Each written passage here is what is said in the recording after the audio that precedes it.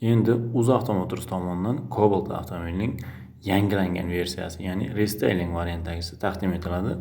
Bunda Cobalt Style MCM va Cobalt Midnight MCM versiyalari taqdim etiladi.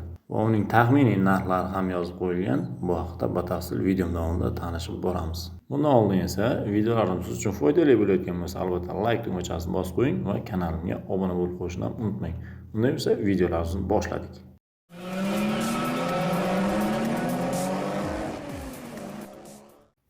Assalomu alaykum, hurmatli kuzatuvchilar. UzAuto Motors endilikda Cobalt avtomobilini yangilangan versiyasini ishlab chiqarishni rasman e'lon qildi va u avtomobil uchun quyidagicha o'zgarishlar bo'lishi kutilmoqda.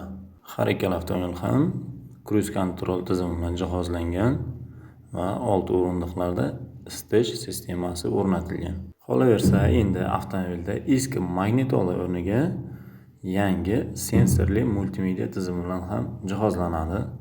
Yangi asboblar paneli va multimedia. Qolaversa, cruise control boshqaruv tugmalariga ega bo'lgan rul.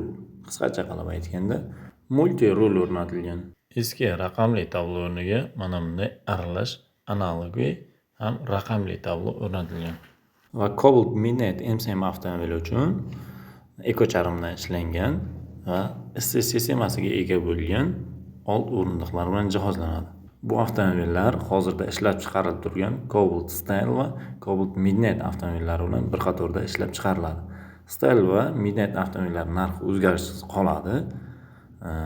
Ya'ni Style 147 million 916 ming so'm va Midnight avtomobili 155 million 231 ming so'm narxida qoladi. Yangilangan versiyadagi avtomobillar narxi quyidagicha etib belgilangan. Bu taxminiy narx etib belgilangan, ya'ni Cobalt Style MCM avtomobili 156 million 100 ming so'm va Cobalt Midnight MCM avtomobili 165 million 200 ming so'm etib belgilangan.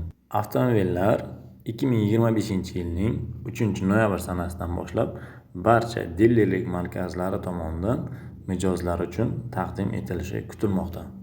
Hozircha yetkazmoqchi bo'lgan ma'lumotlarim shulardan iborat edi. Albatta qo'shimcha o'zgarishlar va ma'lumotlar bo'lsa, kanalimda e'lon qilib o'taman. Eng so'nggi yangilardan xabardor bo'lish uchun albatta kanalimni kuzatishda davom eting. Hammaga rahmat.